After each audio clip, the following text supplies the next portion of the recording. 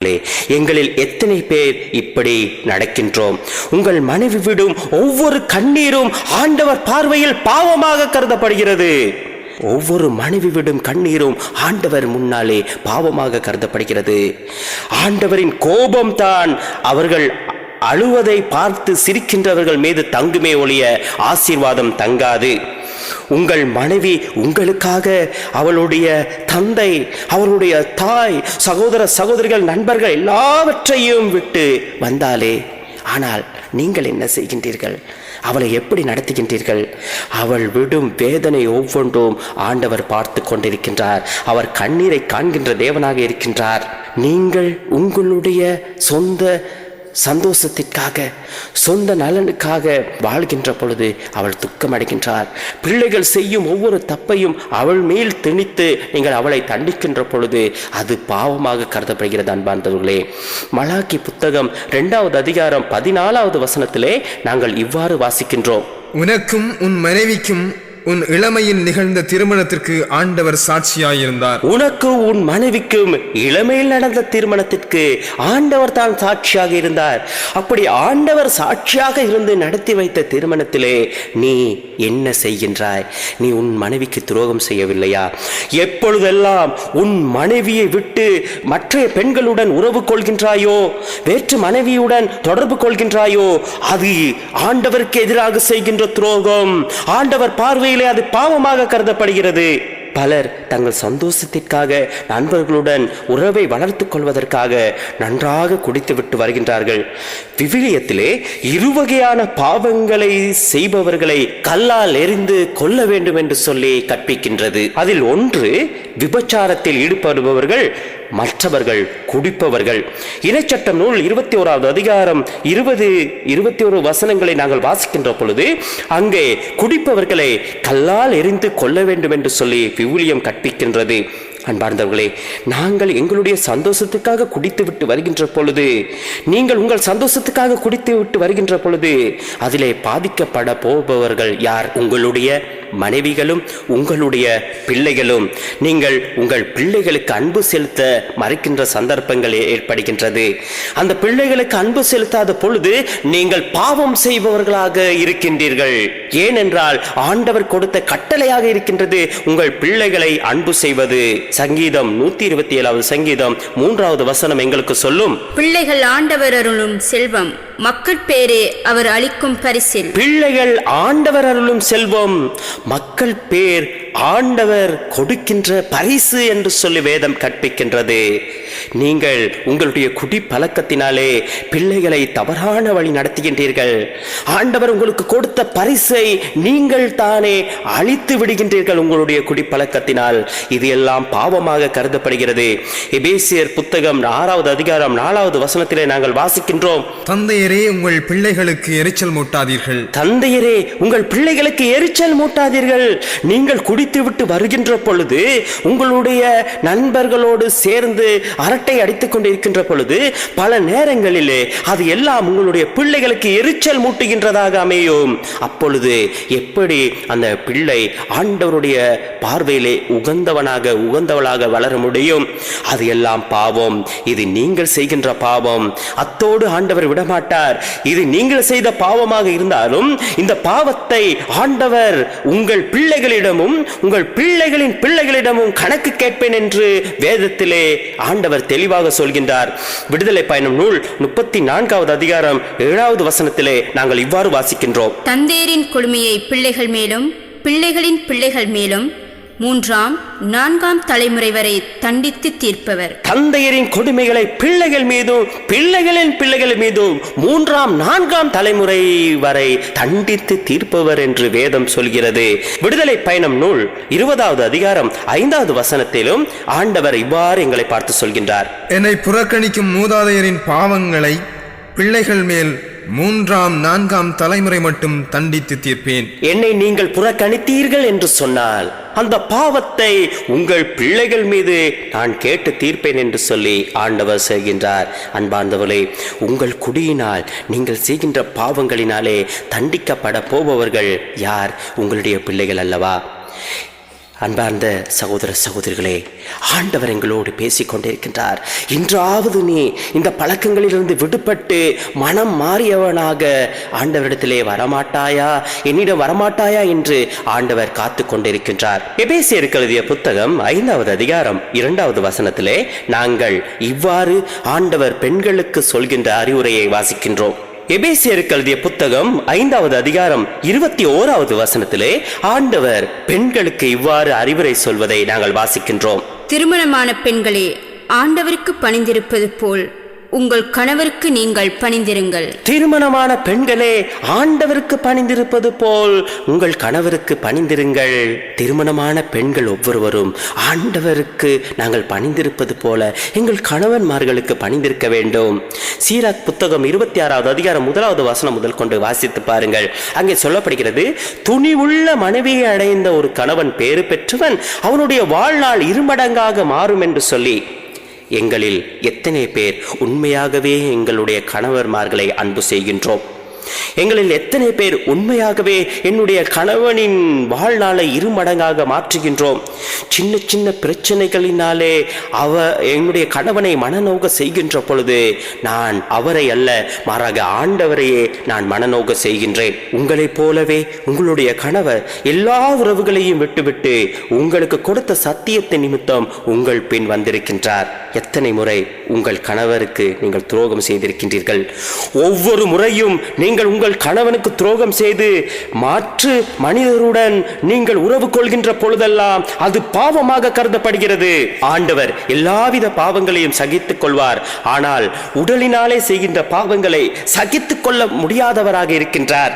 ஏனென்றால் கொரிந்தியருக்கு எழுதிய 1வது திருமுகத்திலே 3வது அதிகாரம் 16வது வசனத்திலே நாங்கள் வாசிக்கின்றோம், நீங்கள் கடவுளுடைய கோவில் என்றும் கடவுளுடைய கோயில் என்றும் கடவுளின் ஆவியார் உங்களில் குடியிருக்கிறார் என்றும் உங்களுக்கு தெரியாதா? கடவுளுடைய ஆவியானவர் உங்களிலே குடியிருக்கின்றார் என்று உங்களுக்கு தெரியாதா?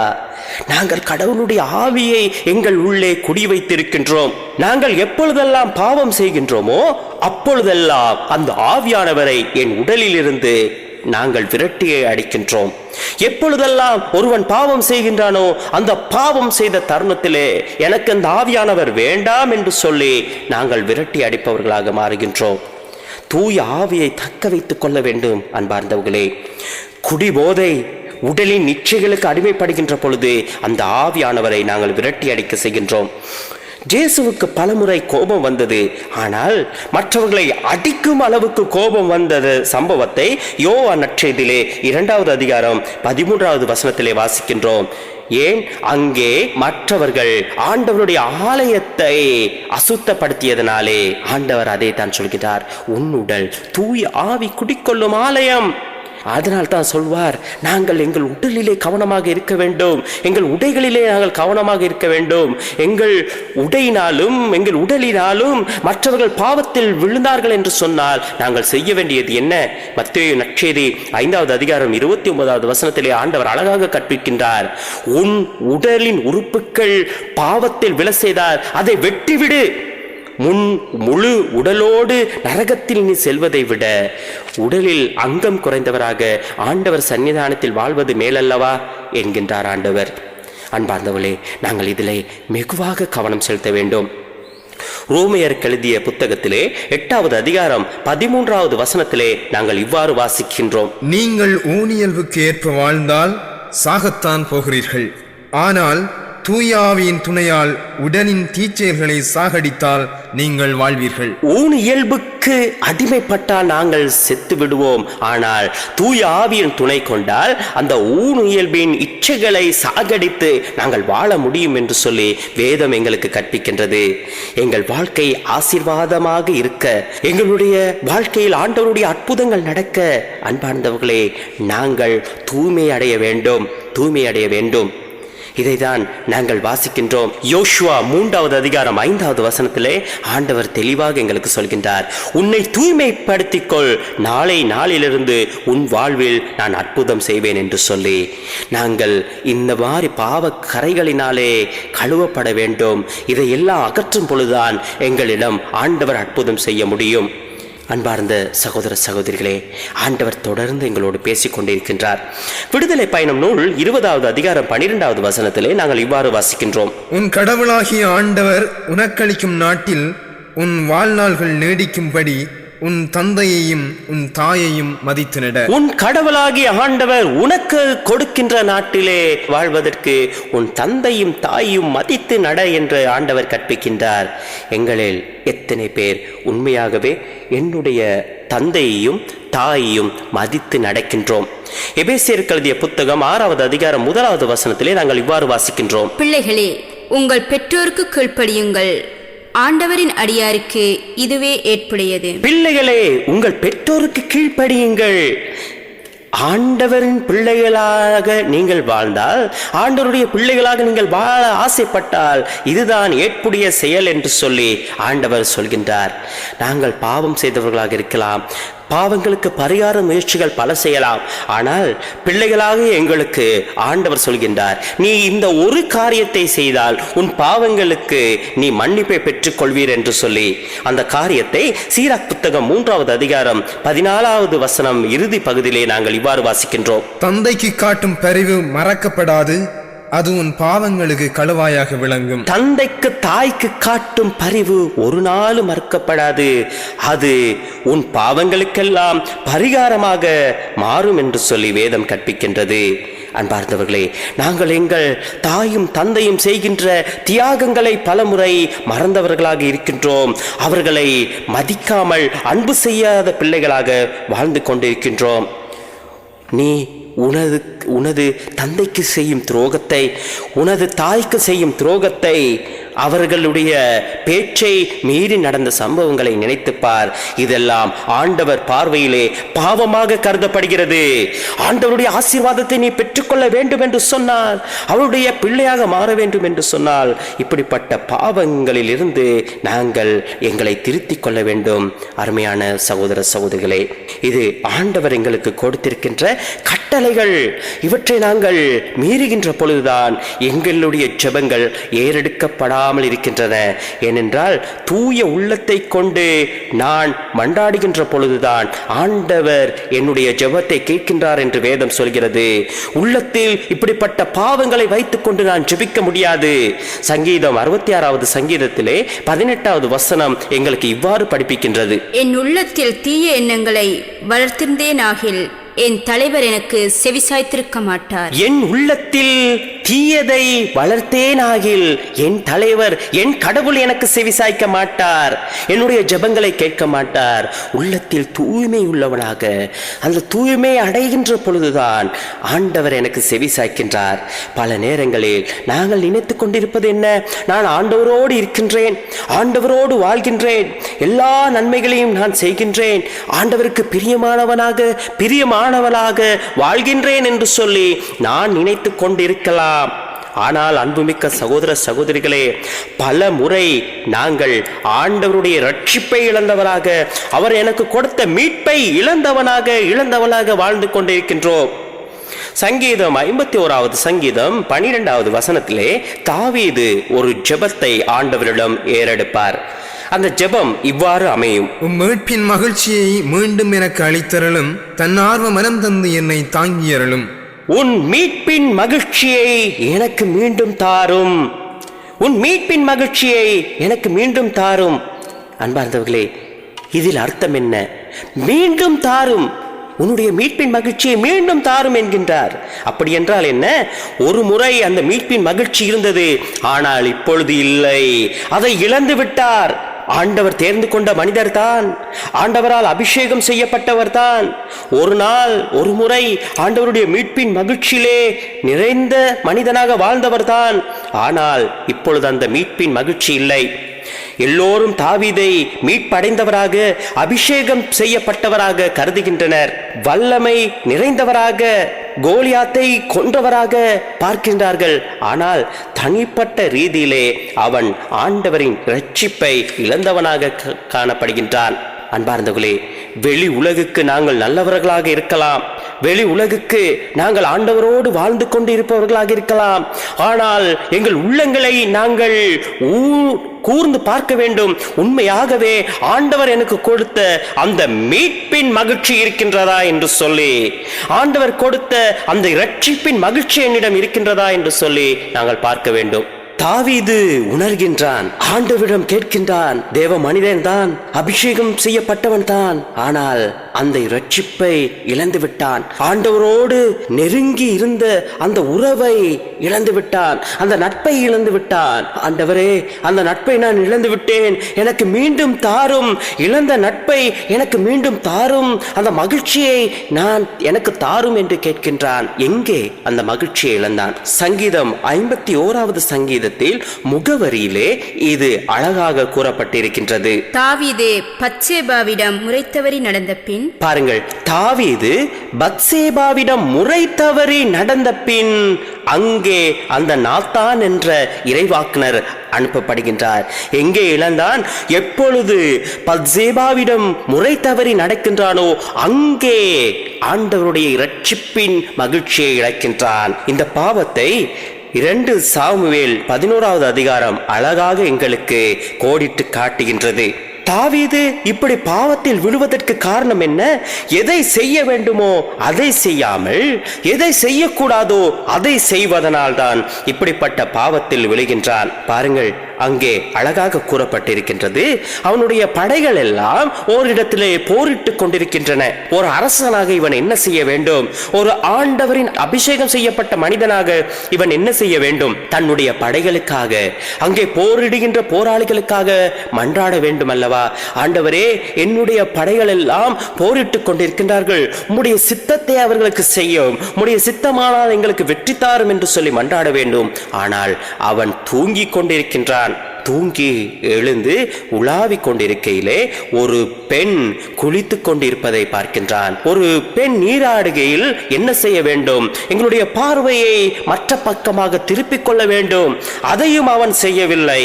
அதனால் அவன் இச்சைக்கு உட்பட்டவனாக பாவம் செய்கின்றான். ஆனால் 1 வருடத்துக்கு பிற்பாடு அவனுக்கு ஒரு குழந்தை பிறந்த பிற்பாடுதான் நாத்தான் என்ற இறைவாக்கினர் அனுப்பப்படுகின்றார். 1 வருடத்துக்கு பிற்பாடு, அந்த 1 வருட காலத்தில் இந்த தாவீது ஆண்டவருடைய ஆலயத்திற்கு போயிருக்கலாம், பல ஆண்டவருடைய பலியை செலுத்தி ஆண்டவரோடு மகிழ்ந்திருக்கலாம். ஆனால் உள்ளத்தின் அந்த ரட்சிப்பை இழந்தவனாக, பாவத்தை சுமந்தவனாகத்தான் வாழ்ந்து கொண்டிருந்திருக்க முடியும். அன்பார்ந்த சகோதர சகோதரிகளே, நானும் நீங்களும் ஞானஸ்தானம் பெற்றவர்கள் தான். நாங்கள் ஞானஸ்தானம் பெற்ற முதல் பல தடவைகள் கோயிலுக்கு சென்றிருப்போம், ஆண்டவரை நோக்கி வழிபட்டு இருப்போம், ஆண்டவருடைய பலியினிலே கலந்து கொண்டிருப்போம், நற்கருணை பெற்றிருப்போம். ஆனால் நாங்கள் ரட்சிப்பை இழந்தவர்களாக வெளி உலகுக்கு நடித்திருக்கலாம் அல்லவா? எப்பொழுது உன்னுடைய மாமிக்கு எதிராக நீ குரல் எழுப்பினாயோ, எப்பொழுது உன்னுடைய மருமகளை கொடுமைப்படுத்தினீரோ, எப்பொழுது உன்னுடைய குடி வெறியினாலே உன் குடும்பத்தை கவனிக்கவில்லையோ, எப்பொழுது உன்னுடைய தொழிலிலே நீ உண்மை இல்லையோ, எப்பொழுது உன்னுடைய உடலின் இச்சைகளுக்கு, கண்ணால் பார்க்கின்ற பாவங்களுக்கு உன்னை நீ ஒப்புவித்தீரோ, எப்பொழுது உன் நண்பன் நண்பிகளுடன் கூடாத காரியங்களில் நீ ஈடுபட்டீரோ, எப்பொழுது உன் மனைவிக்கு நீ துரோகம் செய்தீரோ, எப்பொழுது உன் கணவனுக்கு துரோகம் செய்து வேறு மனிதர்களுடன் உறவு கொண்டாயோ, அப்பொழுது அந்த ரட்சிப்பை நீ இழந்து விட்டீர். அப்பொழுது அந்த ரட்சிப்பு உன்னை விட்டு அகன்று விட்டது. ஆனால் வெளி உலகுக்கு ஆண்டவருடைய பிள்ளையாக வாழ்ந்து கொண்டிருக்கின்றோம், கோயிலுக்கு செல்கின்றோம், நற்கருணை பெற்றுக் கொண்டிருக்கின்றோம். உண்மையாகவே அந்த ரட்சிப்பு எண்ணில் இருக்கின்றதா என்று சொல்லி நாங்கள் சிந்தித்து பார்க்க வேண்டும். வாழ்வின் கஷ்டங்கள், வேதனைகள், பொருளாதார தடைகள் வந்தபோது பற்றி கொள்ள வேண்டிய ஆண்டவரை விட்டுவிட்டு வேற்று தெய்வங்களை தேடி சென்று அவற்றை கொண்டு வந்து உன் வீட்டில் வைத்திருக்கின்றாயே, அது எல்லாம் ஆண்டவரின் மீட்பை அடைந்த மகிழ்ச்சி உன்னிடம் இருக்கின்றது என்றா காட்டுகின்றது. மாறாக ஆண்டவருடைய மீட்பு எங்கே போய்விட்டது? ஆண்டவரில் நான் கொண்ட விசுவாசம் எங்கே? விடுதலை பயணம் நூல் 14வது அதிகாரம் 14வது வசனத்திலே வாசிக்கின்றோம், ஆண்டவர் உங்களுக்காக போர் புரிவார், நீங்கள் அமைதியாக இருங்கள் என்று சொல்லி ஆண்டவர் சொன்ன அந்த வார்த்தையின் விசுவாசம் எங்கே போய்விட்டது? ஆண்டவர் சொன்னார், நான் உனக்காக போரிடுவேன் என்று. தாய் வயிற்றில் உருவாக்கிய ஆண்டவர் நானே என்று ஆண்டவர் சொன்னார். உன்னை நான் அறிந்திருக்கின்றேன், தாய் வயிற்றில் உருவாகும் முன்பே உன்னை அறிந்திருக்கின்றேன் என்று சொன்னார். அந்த விசுவாசம் எங்கே? ஆண்டவரை அறிந்து வழிபட வேண்டிய நான் விசுவாசத்தில் தளர்ந்து விட்டேனே. ஆண்டவர் கொடுத்த அந்த விசுவாசம் எங்கே? ஆண்டவர் எங்களை பார்த்து கேட்கின்றார். ஆதியாகமம் 3வது அதிகாரம் 9வது வசனத்திலே அந்த ஆதி பெற்றோரை பார்த்து கேட்ட அதே கேள்வியை ஆண்டவர் எங்களை பார்த்தும் கேட்கின்றார். நீ எங்கே இருக்கின்றாய்? ஆண்டவர் ஆதி பெற்றோர் பாவம் செய்த பிற்பாடு, அவர்கள் ஆண்டவரை விட்டு விலகி சென்ற பிற்பாடு, ஆண்டவர் ஆதி பெற்றோரை பார்த்து கேட்கின்ற கேள்வி, நீ எங்கே இருக்கின்றாய்? நான் உன்னை படைத்து எல்லாவற்றிற்கும் மேலாக ஒரு உயர்ந்த ஸ்தானத்தில் வைத்தேனே, நீ அங்கே இருந்து நீ விழுந்து பாவத்திலே மடிந்து இப்பொழுது இருக்கின்ற இடம் எங்கே? நான் உன்னை இங்கே வைக்கவில்லையே, நீ எங்கே இருக்கின்றாய்? அன்பார்ந்தவர்களே, எங்கள் ஒவ்வொருவரையும் பார்த்து இந்த ஒளிநாடாவை கேட்டுக்கொண்டிருக்கின்ற உங்கள் ஒவ்வொருவருடைய பெயரை சொல்லியும் ஆண்டவர் கேட்கின்றார். நீ எங்கே இருக்கின்றாய்? உனக்கு கொடுத்த ஆசீர்வாதம் எங்கே? எல்லாவற்றையும் இழந்து இருக்கின்றாயே, நீ எங்கே இருக்கின்றாய் என்று ஆண்டவர் எங்கள் ஒவ்வொருவரையும் பார்த்து கேட்கின்றார். எரேமியாவுக்கு எழுதிய புத்தகம் 3வது அதிகாரம் 13வது வசனத்திலே ஆண்டவர் சொல்கின்றார், உன் குற்றத்தை நீ ஏற்றுக்கொண்டால் போதும். உன் குற்றத்தை நீ ஏற்றுக்கொண்டால் போதும். இது எவ்வளவு பெரிய பாவமாக இருந்தாலும் பரவாயில்லை. பல நேரங்களில் பாருங்கள், தாவீதுனுடைய வாழ்க்கையிலே பெரிய பாவத்தை செய்தான். மாற்றான் மனைவியுடன் உறவு கொண்டு பாவம் செய்து அவனுடைய கணவனையே கொன்று தன்னுடைய மனைவியாக மாற்றிக்கொண்டான். ஆனால் அப்படிப்பட்ட தாவீதை கூட ஆண்டவர் மன்னித்தார் என்று சொல்லி தாவீதே தன்னுடைய வாக்குமூலத்தை கொடுக்கின்றார். சங்கீதம் 32வது சங்கீதம் 5வது வசனத்திலே தாவீது இவ்வாறு சொல்கின்றார், என் பாவத்தை உம்மிடம் அறிக்கையிட்டேன், என் தீச்செயலை நான் மறந்ததில்லை. பாருங்கள், என் பாவத்தை உம்மிடம் அறிக்கையிட்டேன், என் தீச்செயலை நான் மறக்கவில்லை. ஆண்டவரிடம் என் குற்றங்களை ஒப்புக்கொள்வேன் என்று சொன்னேன். ஆண்டவரிடம் என் குற்றங்களை ஒப்புக்கொள்வேன் என்று சொன்னேன். நீரும் என் நெறிக்கேட்டையும் பாவத்தையும் போக்கினீர். நீர் என் நெருக்கேட்டையும் பாவத்தையும் போக்கினீர் என்று சொல்லி அந்த மன்னிப்பின் அனுபவத்தை அவர் பகிர்ந்து கொள்கின்றார். அன்பார்ந்தவர்களே, அறிக்கையிட வேண்டும். எங்களுடைய பாவங்களை அறிக்கையிட்டு நாங்கள் விடுகின்ற பொழுதுதான் அவர் எங்களை மன்னிக்க முடியும். இவன் பாவம் செய்தான், இவள் பாவம் செய்தால் எனக்கு வேண்டாம் என்று சொல்லி ஒதுக்கி விடுகின்றவர் அல்ல நானும் நீங்களும் நேசிக்கின்ற தேவன். மாறாக பாவங்களை அறிக்கையிட்டு விடுகின்ற பொழுது அதை ஆண்டவர் முழுமையாக மன்னிக்கின்றவர். ஆண்டவருக்கு நான் தேவையாக இருக்கின்றேன். அதனால் தான் சொல்கின்றார் எரேமியா 2வது அதிகாரம் 9வது வசனத்திலே, நான் உங்களோடு இன்னும் வழக்காடுவேன் என்று ஆண்டவர் சொல்கிறார். ஆண்டவர் எங்கள் மீது பாசம் கொண்டுள்ளதனால் அவர் சொல்கின்றார், உங்களோடு இன்னும் வழக்காடுவேன் என்று. நீ என் மகனாக மகளாக மீண்டும் எனக்கு வேண்டும், அதனால் உன்னை நான் வழக்காடி பெற்றுக்கொள்வேன் என்கின்றார் ஆண்டவர். எப்படிப்பட்ட பாவமாக இருந்தாலும் அதை ஆண்டவர் மன்னிக்கின்றார். ஆதி பெற்றோர் பாவம் செய்தார்கள், ஆண்டவரின் மீட்பை இழந்தார்கள், மகிழ்ச்சியை இழந்தார்கள். அவர்கள் அதை உணர சிங்கார தோட்டத்திலிருந்து ஆண்டவரின் பிரசன்னத்தை விட்டு போகின்ற பொழுது ஆண்டவர் அவர்களுக்கு செய்த காரியத்தை கவனியுங்கள். ஆதியாகமம் 3வது அதிகாரம் 21வது வசனத்திலே நாங்கள் இவ்வாறு வாசிக்கின்றோம், ஆண்டவராகிய கடவுள் மனிதனுக்கும் அவன் மனைவிக்கும் தோல் ஆடைகளை செய்து அவர்கள் அணியச் செய்தார். ஆண்டவராகிய கடவுள் மனிதனுக்கும் அவன் மனைவிக்கும் தோல் ஆடைகள் செய்து, வசனத்தை கவனியுங்கள், அவர்கள் அணிய செய்தார். அணிய செய்தார். என்னுடைய மகன், என்னுடைய மகள், நீ இவ்வாறு இலைக்குலைகளோடு இந்த இடத்தை விட்டு போக வேண்டாம், இதோ உனக்கு தோல் ஆடைகள் செய்து தருகின்றேன், நீயே உடுத்திக்கொள் என்று சொல்லவில்லை, மாறாக அணிய செய்தார். அவரை உடுத்தி விட்டு ஆண்டவர் அனுப்புவதை நாங்கள் பார்க்கின்றோம். இதுதான் நானும் நீங்களும் நேசிக்கின்ற ஆண்டவர். ஆண்டவர் சொல்கின்றார், பாவிகள் சாக வேண்டும் என்பது என்னுடைய விருப்பம் அல்ல, அவர்கள் வாழ வேண்டும் என்பதுதான் என்னுடைய விருப்பம் என்று சொல்லி ஆண்டவர் கூறுகின்றார். சீராக் புத்தகம் 27வது அதிகாரம் 26-27 வசனங்களிலே எங்களுக்கு இவ்வாறு சொல்லப்படுகிறது, குழி தோண்டுவோர் அதிலேயே விழுவர், கண்ணி வைப்போர் அதிலேயே பிடிபடுவர், தீமை செய்வோரை தீமை திருப்பி தாக்கும். பாருங்கள், தீமை செய்தோம் என்று சொன்னால் அது எங்களை திருப்பி தாக்கும். ஆகவே தீமையை விட்டு விலகுகின்ற பொழுதுதான் நாங்கள் வாழ்வடைய முடியும். எசேக்கியேல் புத்தகம் 18வது அதிகாரம் 32வது வசனத்திலே ஆண்டவர் இவ்வாறு சொல்வார், எவருடைய சாவிலும் நான் இன்பம் காண்பதில்லை. எவருடைய சாவிலும் நான் இன்பம் காண்பதில்லை. பாவிகள் சாக வேண்டும் என்பது என்னுடைய விருப்பம் அல்ல. யாரும் செத்தால் அந்த சாவிலே நான் இன்பம் காண்பவன் அல்ல, மாறாக வாழ்வதுதான் என்னுடைய விருப்பம் என்கின்றார். எசேக்கியேல் புத்தகம் 18வது அதிகாரம் 21வது வசனத்திலே நாங்கள் இவ்வாறு வாசிக்க கேட்கின்றோம். தீயவரோ தாம் செய்த பாவங்கள் அனைத்தையும் விட்டு மனம் மாறி என் நியமங்கள் அனைத்தையும் கைக்கொண்டு நீதியையும் நேர்மையையும் கடைப்பிடித்தால் அவர்கள் வாழ்வது உறுதி, அவர்கள் சாகார். தீயவர்களோ செய்த பாவங்கள் அனைத்தையும் விட்டு மனமாறி என் நியமங்களை அனைத்தையும் கைக்கொண்டு நீதியையும் நேர்மையும் கடைப்பிடித்தால் அவர்கள் வாழ்வது உறுதி என்கின்றார் ஆண்டவர். அவர்கள் வாழ்வது உறுதி. எப்பொழுது நாங்கள் மனம் திரும்புகின்றோமோ அப்பொழுதே எங்களுக்கு முழுமையான வாழ்வு கிடைக்கின்றது. ஐயோ, நான் இப்படிப்பட்ட பாவம் செய்து விட்டேன், இனி என்ன செய்வது? இனிமேல் என்னால் திரும்பி வர முடியாதே, என்னை திருத்திக் கொள்ள முடியாதே, இதிலே வாழ்ந்து விழ வேண்டியதுதான் என்று பலர் எங்களிலே முடிவெடுத்தவர்களாக வாழ்ந்து கொண்டிருக்கின்றோம். ஆனால் ஆண்டவர் சொல்கின்றார், எனக்கு தெரியும் நீ எந்த நேரத்தில் இந்த பாவத்தில் விழுந்தாய், எந்த சூழ்நிலை இந்த பாவத்தில் உன்னை விளைவிலை வைத்தது என்று எனக்கு தெரியும். ஆகவே உன் பாவங்களுக்கு நீ அடிமைப்பட்டிருக்க தேவையில்லை, அதை விட்டு நீ வா என்று ஆண்டவர் சொல்கின்றார். ஒரு அண்ணனும் தங்கையும் எப்பொழுதும் மகிழ்ச்சியாக இருப்பார்கள். விடுமுறை என்றால் அவர்களுக்கு கொள்ளை பிரியம். அவர்களுடைய பாட்டி வீட்டில் போய் அழகாக அந்த விடுமுறையை அவர்கள் முழுமையாக சந்தோஷமாக மகிழ்ச்சியாக அவர்கள் கழித்து விட்டு வருவார்கள்.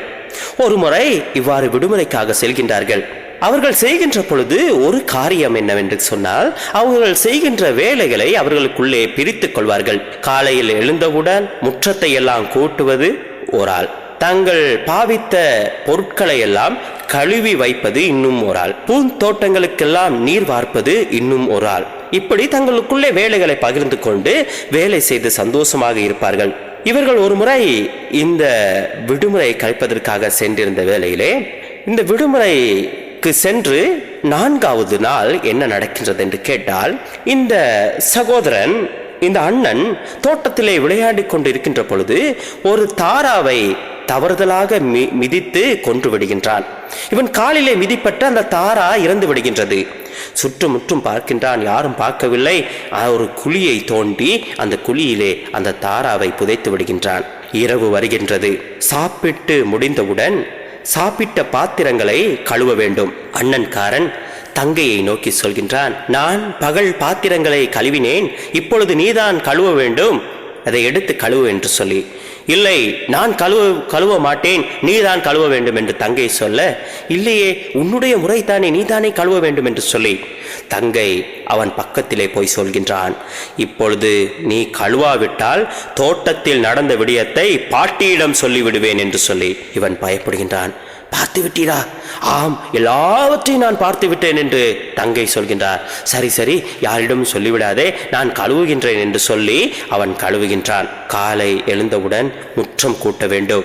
தங்கையிடம் சொல்கின்றார், நேற்றைய நாளில் நான் தானே கூட்டினேன், இப்பொழுது நீ கூட்ட வேண்டும் என்று சொல்லி தங்கை சொல்கின்றார், இப்பொழுது நீ கூட்டாவிட்டால் நேற்று தோட்டத்தில் நடந்த விடயத்தை